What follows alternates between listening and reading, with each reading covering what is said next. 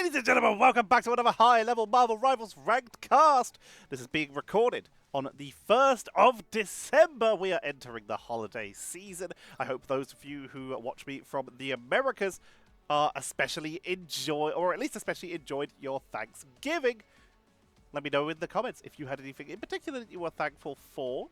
Always appreciated. Obviously, keep it safe for all ages. My channel is one, other than the fact that I do swear a bit, and you guys are okay with that, which makes you cool. Let's jump on in as we're looking in at an Araco game. And we are jumping in with some very well-known players here. We got Dridro, Vital, Saipe, SJP, Smash, Velocity, Karova. There are some strong players here. We're starting off with Hela getting banned away, still highly prioritized. That Hela Namora team-up is still quite scary, and Daredevil, still independently one of the best melee DPS in the game right now, can really put some pressure onto some backliners, and of course gives you great scouting potential, and on a map like this where there's a lot of portals, it can be very hard to deal with. I also apologize if my voice sounds different. It's cold, and therefore my throat has decided that it's not having a good time. But we're still just attempting to give our best and have fun. Hence why, as you've already been warned, we are very much slowing down the production of these videos at least a little bit. In case you haven't noticed, they're not daily anymore. The targeted ban looks like Embedded Heaven may be at least a well-known Angela player. Gonna get that taken away. And the Psylocke also still one of the best characters in the game right now due to the fact that their ultimates can one-shot through the majority of strategist healing ultimates. Makes it a very easy ban out when you're looking for something to remove. Let's introduce our players, starting on the left-hand side. In the blue trunks, it is going to be Faker. I doubt the one you are thinking of, but Faker nonetheless, playing the Magneto. Snowette is on the Emma Frost. Dridro is bringing out the Mantis. Ruian will be playing the Invisible Woman. Vital going to be playing that Star-Lord with the Ignite skin. We love to see it. And we have Saipe back on the Gambit. We love to see it. And on the other side, in the red trunks, it is going to be Embedded Heaven playing the Emma Frost. Smash will be playing the Star-Lord with the Ignite skin. We love to see it. SJP on the Loki without the Ignite skin, but you know what? They can be forgiven. Velocity on the Mantis. Ghostilas. Or Ghostias? Ghostillas will be playing the Magneto. Karova will be on the Gambit. They're already pushing up to the high ground, trying to force out the members of Blue Team. Solo DPS for both of these teams. The Duelists, both of which teams running a Star-Lord. Trying to keep a little bit of pressure onto the backline. Star-Lord's ultimate countered by basically any single strategist, but the damage output with Blaster Barrage can make it extremely good at bursting through these initial defenses and trying to force out strategist ultimates. And with SJP running this Loki, with the new buffs to them, their damage output's actually not half bad. Silent Seduction is going to be coming out for Embedded Heaven, trying to remove some of the defenders from their defensive position inside that invisible boundary, but Ruian will keep the team topped up at least for the moment. Ranger Royal Flush comes on out from Saipe and Karova, but it's going to be smashed with the Galactic Legend, who's going to come out on top there, but leaving there for a little bit later. Vital's now going to try and mirror. No Ranger Royal Flush for them, but they're able to take the first duel. Moving on to the backline to try and remove the second as the Force Physics does not send the Emma off the edge, which is going to allow this push to continue. Embedded Heaven leading the charge, along with Velocity, to try and create an opening. Saipe, give the team healed up in the backline. The World Tree Groot tried to make its way into this first hallway. There's a hard doorway to push, but there are some flank opportunities with the high ground available if need be as Ghost Stealers. Trying to look for an opening. That invisible boundary is proving very hard to push into. The Blaster Barrage sends out a Mag Cannon. No shot here. The slow creep forward there. And Snowette still able to tag on through. They were caught in Embedded Heaven Silent Seduction, but they tagged on through it right now. Ghost Stealers is the only person with an ultimate in the game, but there are a couple of people quite close behind us. Karova charges up the Ranger Royal Flush, is going to commit to this attack, see if they can push on through, diving into the backline. Deep utilizing that high damage output from the Gambit. Trying to push on into the front line, uses the Cajun Charge to back out of dangerous Snowette with the Silent Seduction, is trying to force them out of position, but great use of the cover by Red Team. SJP going for the clone into a second Raging Royal Flush for the commit. It's going to allow Smash with the Galactic Legend to do huge damage in the backline, but they're getting targeted down, getting focused. They need some healing, and they don't get any. A little too zoned out for the rest of their team. Vital was able to match it with their own Galactic Legend, and as such was able to take the duel. Now Ruin chasing them back. Embedded Heaven was sent off the map. Gorsillas was picked off. That's a solid hold by blue team, but it's far from over yet. Smash continuing to just try and duel with Vital, but they are outnumbered, forced to roll away. Retreating to the high ground. You can see the teams looking for opportunities. Both teams with Emma and Invisible Woman here. Sorry, blue team with Emma and Invisible Woman. Red team utilizing that Loki to try and fill in the gap. Mantis coming on in. Soul Rejuvenation. Ghostillas with the Media M is going to try and take out Invisible Woman to remove the healing, but instead snipes Dridro. But Ruin is keeping the team topped up, at least for the moment. The Invisible Boundary will expire, leaving it just up to general healing. Faker dropping low, forced to self-barrier, but once again, those cooldowns are no longer shared. You can self-barrier and still keep the barrier for your own team, like a Star-Lord who's currently in the air. Quick flick there to make sure that they were topped up. Embedded Heaven, seeing that the timer is running low, is going to be forced to portal in as Kurova is into the backline with the Cajun charge, and the Bio Bash is trying to just burst on through the portal. Comes on out, Kurova finds himself the wrong side, but the right side to focus Faker. Not exactly on the point, but heavily in a good position to drop the damage output. Great shot by Kurova there. Dredger over Soul Rejuvenation is coming on in. Ruin is also swapping over to the Strange to make sure that blue team can keep this hold going, can keep this push. Raging Royal Flush at the ready, but they need their team to come back through that portal. Committing as the portal comes out. SJP with the clone to the backline with the second Raging Royal Flush, a smash with the Galactic Legend, chasing them on down. If they can get rid of Vital, that might be enough to push this in. Vital is down. The damage dealer is removed from the board as Smash is pushing into the backline. Trada going from the back with the Blaster Barrage to just burn through the members of the blue team, but they still have two strategists on the board and 3 Vanguards, but it doesn't seem to be enough as Snowet falls, Ruian falls, Faker is all that's left in the front line. The backlane's keeping them topped up though. Dredger and Saipe are dropping everything they can at the Faker. The healing output isn't especially fast outside of Saipe, who can get some burst healing coming in, but in the meantime, the tree has made it to that first point, and we are heading in towards point 2. Beautiful push coming out of red team there. Creating the opening, Embedded Heaven swap over to the Strange was absolutely superb, and then Kurova perfectly timed with that Raging Royal Flush, allowing Smash to take the duel. Was able to burn on through Vital, remove their damage from the board, and then it was just attrition, allowing red team to push on through. Onto the point. Silent Seduction from the high ground, coming out from Snowet. Looking for the back line. Not going to be able to find much in this case. Not even able to get the full mind control onto Smash. Here they come, Raging Royal Flush for the commitment, but Smash is getting so much damage out of this. This combo is going to be seen a lot with the Eye of Agamotto, but the healing output is insane. Smash is taken out of the air, but they still tank on through. Saipe falls. Dridro kept the team topped up. You can see exactly what we're talking about. That Blaster Barrage and the Galactic Legend can both be counted out by like one Soul Rejuvenation or Invisible Boundary, but after that, solid damage output on its own can be enough to just quick unload a full clip into your opponent, take a duel, chasing them back off the board for the moment. Saipe forced to retreat, Kurova healed up to full, and sending in the AoE heals. That spread of cards. Keeping their team topped up. Let's actually stick on board with Kurova right now.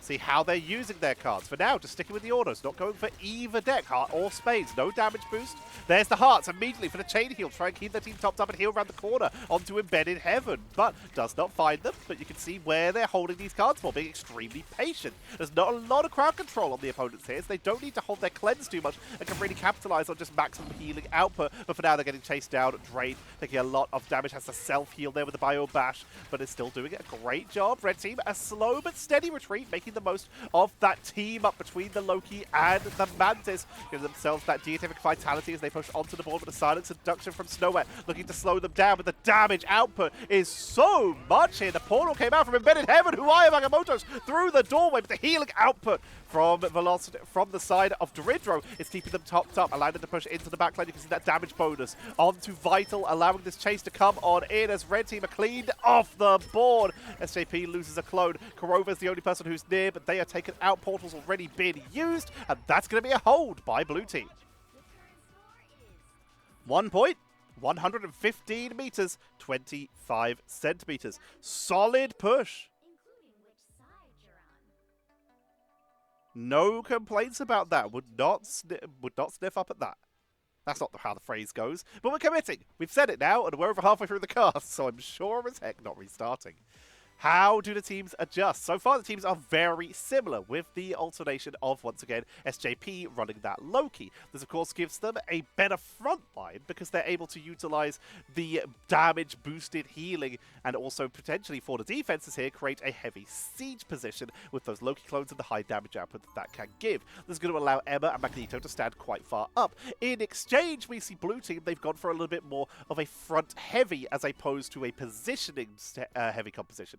Ruian just needs to stay in the right position behind their opponents to behind their frontline, behind their vanguards, to get as much healing as possible while also hitting your opponents. Their damage output can actually do pretty well, even compared to a Loki, if you get the right positioning and you can hit multiple opponents thanks to the piercing attacks. This can be, obviously, very useful if you're trying to go for this heavy front-to-back style of composition, whereas SJP, off angles can be incredibly useful. But where SJP on the Loki might come in clutch here is that double ability to utilize the God of Mischief to clone your teammates or your opponent's Raging Royal Flush. This means that Smash has doubled the opportunity to engage here, which is going to capitalize extremely well, same with Emma. Whereas Ruian has gone for a bit more defensive here. That Invisible Boundary is one of the best abilities in the game. It's so good for defensive here, so it's defense versus offense in compared to the two. But Velocity has already fallen down. SJP trying to retreat, drops that regeneration domain, but first one is already popped out.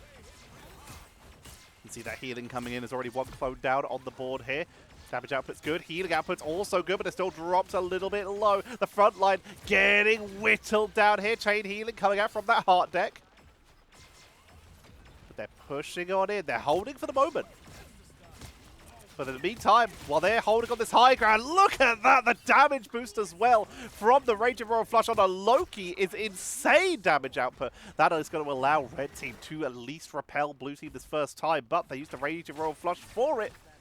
Whereas Saipe still holds on to theirs. In fact, we're going to see a full 6-person ultimate charge for the side of Blue Team. Faker's the furthest away on 95%. There we go.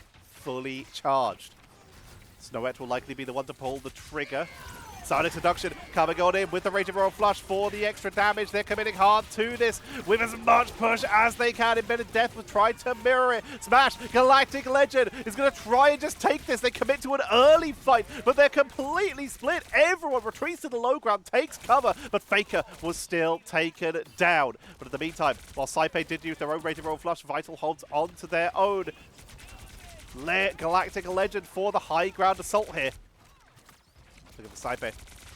Doing some good damage onto Ghost Stealers. It's a good angle for Vital, but the portals making it very difficult for them to stay in position, but they get that barrier. The Guardian Shield from the Invisible Woman, keeping them topped up. Very good for protecting your flyers.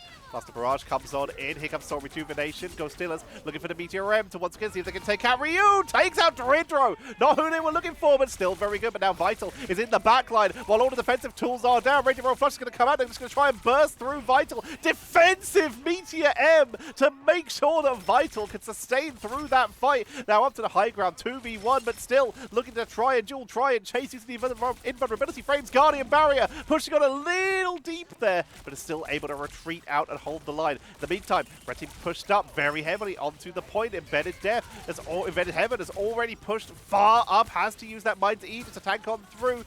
Goes for the Psychic Spear. Not getting mind control, but is getting whittled down. They need the healing output, but the backline's been taken out. Ghost Stealers is trying to rush the point to buy time for their team in case they can Doctor Strange, but they're too late. Slept and picked off. First point going over to the Blue Team. Now they just have to beat 115 meters and 25 centimeters. SJP still has that God of Mischief returning from spawn. Could look for a pickup, but in the meantime, they're getting staggered here. Red team not waiting for a group up, but they need to be hurrying because you can see while that card is close to that second finish line, you don't want to be giving your opponent free movement, especially with 3 minutes left on the clock. Gostilla's going to be leading the way here, and Bennett Heaven does have the Sonic Seduction. And SJP, as we've already mentioned, can use a God of Mischief, which they will do. Raging Royal Flush setting up for Smash, who will drop their own Galactic Legend. Gonna try and focus in. Gets caught! Carbon Crush! But Smash is able to retreat. Chasing on into the Invisible Boundary, but realizing they're significantly outnumbered in there. They cannot capitalize. No one's gonna get taken down except for Dridro, who was taken out early in that fight before anyone was really able to commit to it. But Heaven takes out Faker, and Red Team, despite a little bit of a shaky start to the fight, win the neutral with the second Raging Royal Flush. Not a neutral at all, with the ultimate boost. SJP with the first Raging Royal Flush forced out the ultimates, and Kurova with the second allowed the push. This is the fights that Red Team have the advantage of taking, thanks to that Loki. And the Visible Boundary is so good on defense, but the counter engage is very reliant on Saipei. Making the push, Faker. Looking to create an opening. Dridro coming in with the Soul Rejuvenation, damage boost onto the Star-Lord, allowing him to push on in, looking for Vital. Create an opening, almost already charged, 60%. Faker, Meteor M, not finding a target here. Ghostillers has their own if they want to go for a mirror. Using the power up, the team up with Gambit here.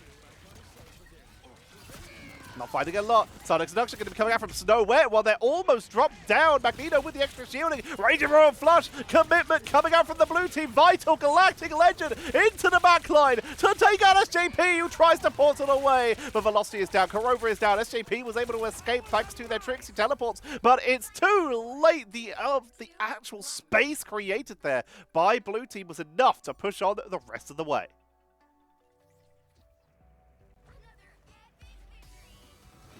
A win for the blue team there. Dridro and Saipei. The strategist lineup for Virtus Pro. Widely considered to be one of the best duos in the world. And quite frankly, they are world champions, so who could argue with them? Looking at the statistics here. 9 final hits. Very solid here.